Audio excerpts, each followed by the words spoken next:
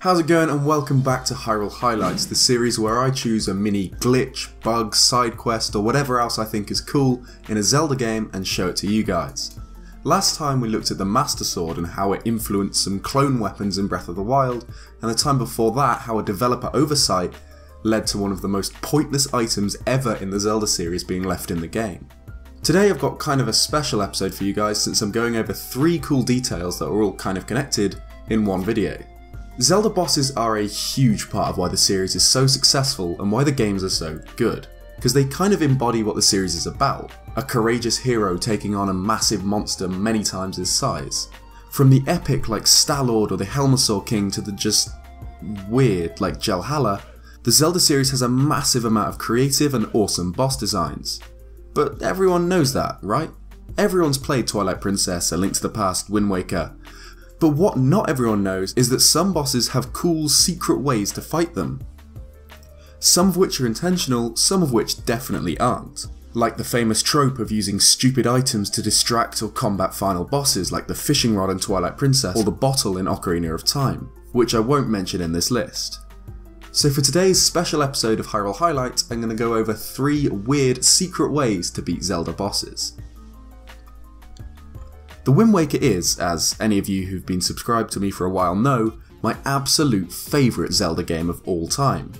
Although I still haven't quite made my mind up on whether Breath of the Wild has topped it, but it's close. The adventures of the kid from Outset Island who wasn't blessed with the Triforce of Courage from the start like edgy teenage Link over here. This tough son of a bitch had to literally pull the Triforce up from the depths of the ocean and build it himself. This Link gets done. Be like Wind Waker Link. One of my favourite aspects of the Wind Waker is the bosses. From the very first one you fight, Goma, you know this game's going to be good.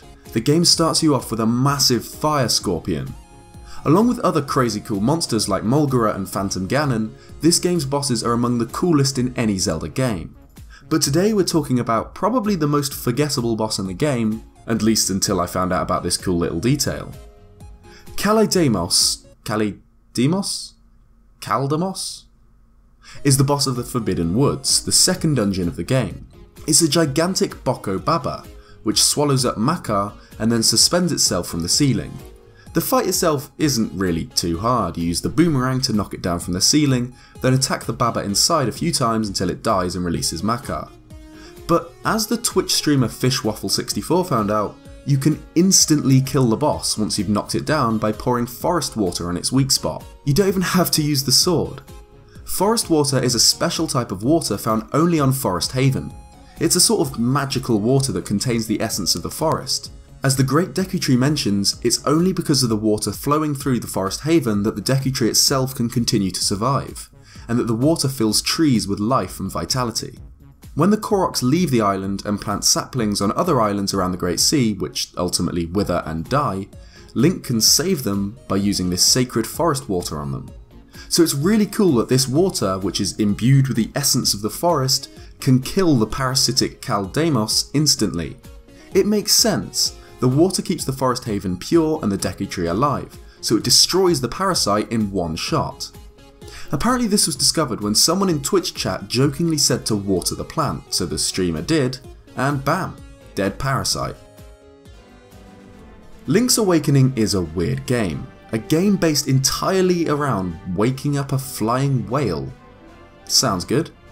Despite, or probably because of, its weirdness, it's one of my favourite 2D Zelda games. The story's based around freeing the Windfish from his forced slumber caused by the Shadow Nightmares, who serve as a multi-form final boss for the game. Shadows taking the form of different enemies the hero has encountered before, such as Ganon. It starts off with a giant Zol form, a massive blob which bounces around after Link, and is completely immune to sword swings. You're supposed to sprinkle magic powder on it 3 times, which isn't difficult at all, but if you're particularly savvy, which many people don't know, you can skip this entirely by one-shotting the first form. Just use the sleepy toadstool when next to it. I mean, it makes sense. Magic powder is made from the toadstool, so using the toadstool itself acts as a more powerful weapon against the nightmare form. It's a really cool hidden way to destroy the first form instantly.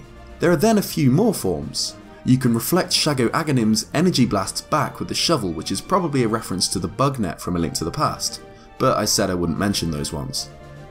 The final form of the nightmare is Death Eye, a weird floating eye thing with 2 spinning arms Link must jump over using Rock's Feather, and then shoot the eye 16 times with the bow to kill it. When the boss is down to half health, the arms start to spin faster and move less predictably, making it a tough fight, unless you use the boomerang. Yeah, it takes 16 arrows to the eye to kill it, but if you use the boomerang, you can obliterate the final form in a single hit. The Shadow Temple is by far the most disturbing place in Ocarina of Time. A labyrinth of torture chambers and execution rooms, soaked in the blood of the poor souls whose lives ended there. And the boss of the Shadow Temple, Bongo Bongo, is equally as terrifying.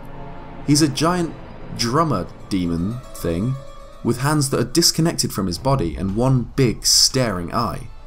Oh, and he's invisible if you don't use the Lens of Truth. To defeat Bongo Bongo, you need to shoot his disembodied hands with the bow to start him charging towards you, eye open. Then you strike the eye, which downs him, so then you can attack the eye with the sword. Once you figure it out, it's not too difficult. However, you can skip having Bongo Bongo charge at you entirely by shooting at one of his hands with an ice arrow, which will freeze it. He doesn't really like this, so he'll open his eye and smash his other hand into the frozen one to break the ice. While he's doing this, you can snipe his eye, which downs him, meaning you can attack him with the sword. Freezing one of his hands and watching him panic and attempt to break it is hilarious, and I love seeing this kind of attention to detail from developers. Thanks for watching this episode of Hyrule Highlights. If you liked it, please leave a like, and if you haven't already, consider subscribing for more. If you want to check out the other episodes, there's a playlist link in the description. If you have any suggestions for Hyrule Highlights, please leave them in the comments below. Cheers guys, and I'll see you next time.